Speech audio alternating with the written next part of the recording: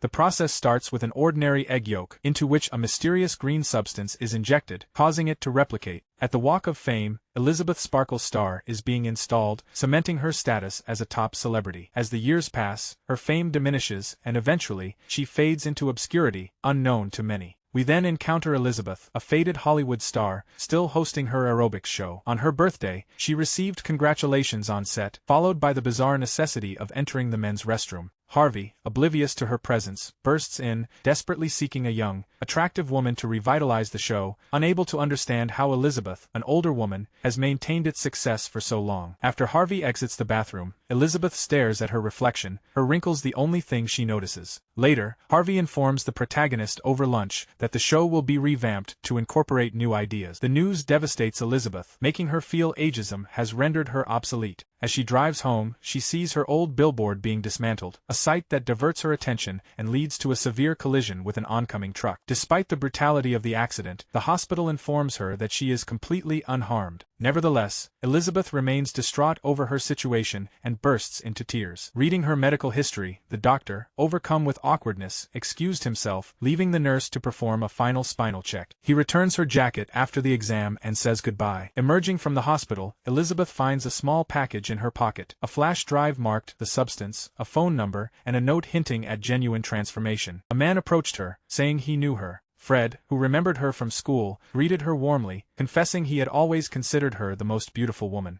He offers his phone number, hoping to reconnect, but Elizabeth, visibly uneasy, takes the soggy paper and quickly leaves. Her worst fears materialized. She was officially terminated from her show, now merely a shadow of her former self. Perplexed, she began examining the cryptic information provided to her. The video features a voice questioning if she has ever envisioned a younger, more attractive version of herself. It details how she can regain her former self through a simple injection that unlocks her DNA, allowing her to create a rejuvenated version of herself. The substance offers a week of enhanced selfhood by using her body as a temporary matrix, followed by a return to her original state, repeating the cycle indefinitely. Even if she reinvents herself, her core remains unchanged. With the video concluded, Elizabeth, incredulous at the sheer absurdity, throws the recording into the trash. She seeks solace in a bar, drinking heavily to forget her troubles, only to vomit it all back up upon returning home. Staring in the bathroom mirror, she's transfixed by her wrinkles. Though she attempts to recall her glamorous Hollywood stardom, those memories fail to alleviate her despair. Ultimately, she decides to rummage through the trash again, recover the USB drive, and dial the number to order. After noting the address, she discovers a casting call for her replacement in the morning paper. The ad's specification that they only accept women aged 18 to 30 further fuels her frustration. She then checks her mail, discovering an envelope marked with the substance's symbol and containing only a single number. Determined to reclaim her life, she follows the address scribbled on her hand. Walking through the city's suburbs, she arrived at a locked door. Unlocking the entrance with a mailed card, she bent down and stepped into a dark, dirty hallway. She reached the end of the hall and stepped into a white room lined with drawers. Looking for the number matching her card, she retrieved a cardboard box. Returning to her opulent residence, Elizabeth unpacks the delivery, revealing directions for the undertaking, along with an activator, a stabilizer, the enigmatic agent of change, and sustenance essential for the demanding ritual. Ominous reminders also exist. With resolve, she faces the mirror and begins to scrutinize her nude form. She observes every imperfection. She remembers the video's promises to return an improved version of herself. Hoping to regain her youth and beauty, she uses a syringe to extract the mysterious green liquid from the activation capsule. She secures her arm with a tourniquet, cleans the injection site, and injects herself with the substance. Elizabeth scrutinized her reflection, hoping to find some transformation, but saw none. She chuckled, then prepared to leave, but a dizzy spell suddenly struck her. A wave of pain crashes over her, sending her to the floor, where she writhes until it passes. Lying on the ground, her back writhes and contorts in unsettling movements, as if the skin is peeling from her spine, while her eyes struggle to remain in their sockets. A new anatomy slowly emerges from the opening in her back.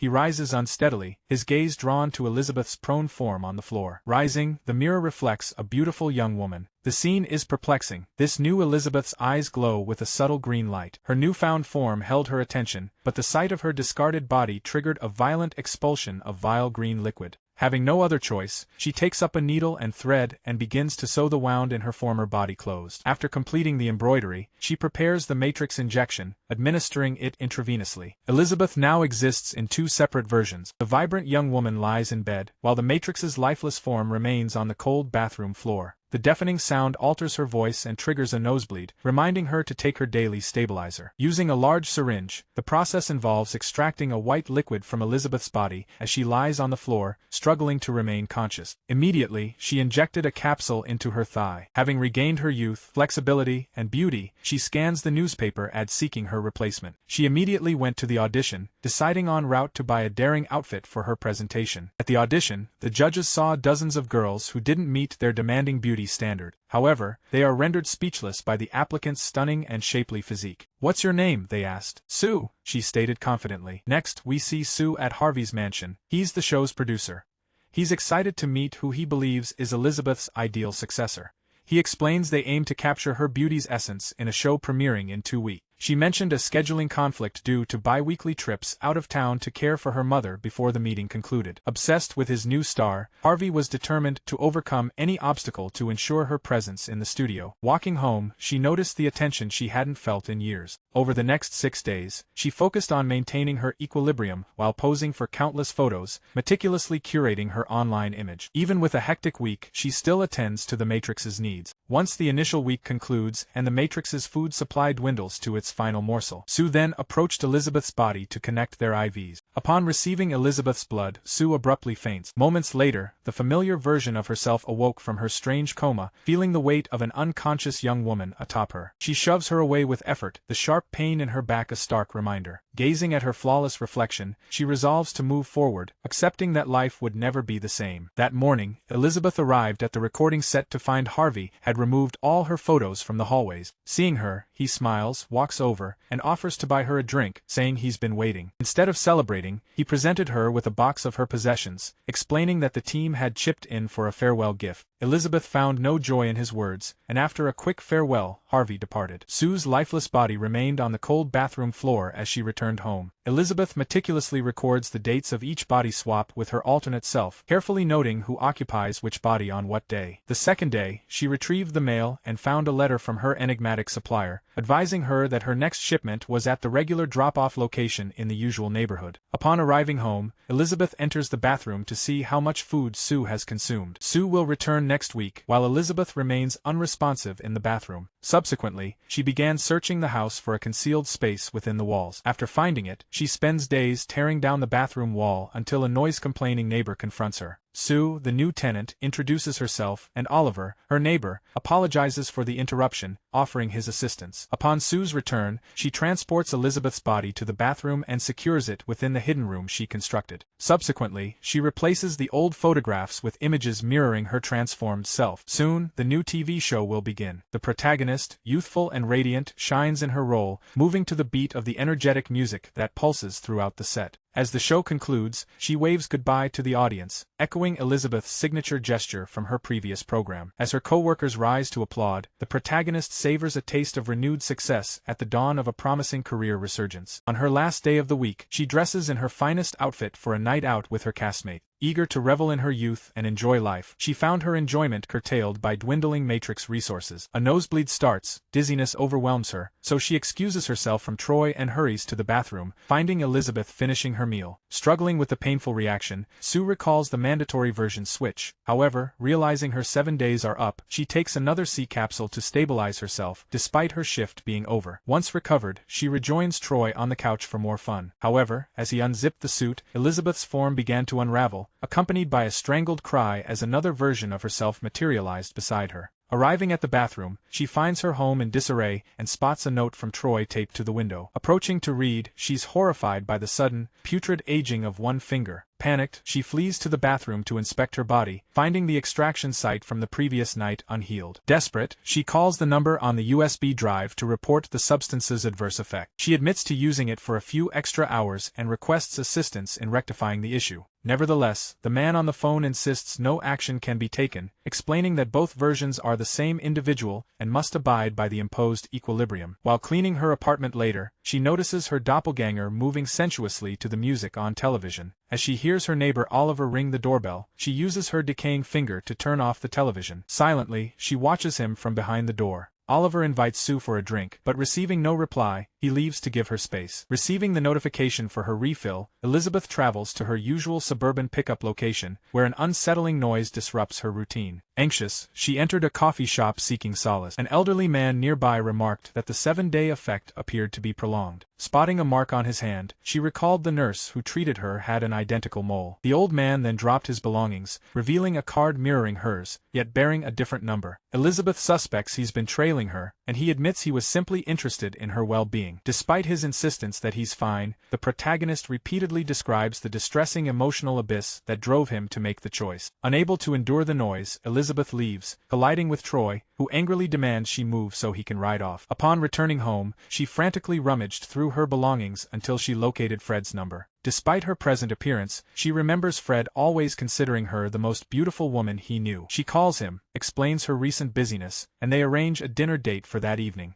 Dressed in her most elaborate attire, Elizabeth paused at the door, noticing Sue's unusually glossy lips. Returning to the mirror for a final makeup check, she finds Sue's reflection a cruel reminder of her lost youth. Obsessed with mirroring Sue's flawless image, she repeatedly refined her makeup, only to wipe it all off in frustrated defeat each time. Defeated, she ignores Fred's fruitless attempts to reach her. Sue reasserts control as another week elapses. During filming, Sue experiences a bizarre bodily change, halting production. Suspecting an anomaly on screen, the director calls for a retake. Anxious, Sue grabs her clothes and flees the set. Finding herself isolated, she noticed an unusual protuberance on her posterior, from which she managed to dislodge a sizable chicken leg, maneuvering it towards her abdomen. Furious, she redials, intent on lodging a complaint about Elizabeth's poor diet, only to be met with the operator's familiar refrain. Such a complaint is invalid, as they are the same individual. Later that day, Sue returned to the set and learned the morning show had been cancelled. Harvey insists on seeing her, revealing that the show's overwhelming success and her popularity have led to her being chosen as the host of the highly coveted New Year's special. From that moment forward, Sue takes the substance daily, adjusting her weekly schedule to maintain control during New Year's week. However, Elizabeth started experiencing side effects. A grotesque boil marred her back, and awakening, she screamed at the sight of her body half-rotted. The protagonist calls the operator again to complain about Sue's irresponsibility and time theft. The operator asks if she wants to end the simulation, reminding her that as the Matrix, she can stop it at any time. He cautions her, however, that the damage is irreversible, although she can stop it from progressing. Ignoring the warning, Elizabeth chooses to endure the psychological consequences of her exhausting circumstances rather than return to her unhappy existence. Later, on the couch, she realized her joints were beginning to fail. From then on, she faced difficult adjustments alone. While preparing recipes, she noticed a cookbook Harvey had gifted her. As she watches Sue's interview, her hatred intensifies. The host remarks that Sue was universally considered the perfect replacement for Elizabeth Sparkle. Sue's confession that she never watched the legendary Stars show caused a stir, as she argued their generational difference and the show's target audience of older women. Fueled by resentment, Elizabeth obsessively cooks, determined to outdo what she considers a cheap imitation. She attentively listens to Sue's final question. When asked about her beauty secret, the young woman replied that she simply embraces her natural self and credits her good character for her appearance. Enraged by the comment, Elizabeth explodes, smashing the TV and barricading the windows to shut out her presence. Aware of the situation, she feels helpless, unable to act or speak. She believes Sue has robbed her of everything. Returning to find the chaotic aftermath wrought by Elizabeth, the young woman resolved to drain her matrix of fluid to forestall re-entry, extracting a disturbingly large quantity from the prone, wasted form. 3 months later, Sue anticipates the New Year's program, poised for the performance that promises to catapult her to stardom. The night before her debut, she searches the bathroom for more stabilizer, only to find the capsules filled with a rotten substance, jeopardizing her plans. Hiding in the apartment from her partner, she desperately calls her supplier. Her condition requires additional stabilizing fluid. The man on the phone informs her she must wait for the liquid to replenish before receiving more. Overwhelmed by escalating agony, Sue understands her survival hinges on merging with her alternate self, thus reversing the fluid secretion process. She claims she's too busy because of her presentation tomorrow. Refusing, she collapses in the kitchen and drags herself to the bathroom. As she gathers her necessities, a few items tumble to the floor, creating a commotion that alerts her partner in the other room. Fortunately, he doesn't encounter the horrifying, shuffling remains of Elizabeth Sparkle during his investigation, as she barely manages to slam the door shut, concealing her decay. Frantic, she orders the man out, then frantically searches the house for her phone to contact her supplier. She expresses her desire to end the experiment at once, but he replies they will provide the deliverables promptly. Elderly Elizabeth attempts to restore her faded photograph. The next morning, she received notification that her final package had been delivered. Clad in makeshift clothes, she hurries to the outskirts to collect her order. She hurries back, pulling Sue's body through the house and into the living room's light. Inside, she opened the cardboard box to find a note of apology from the creators. As she raises the syringe filled with black liquid, poised to end Sue's life, the man's voice echoes in her mind, questioning her resolve.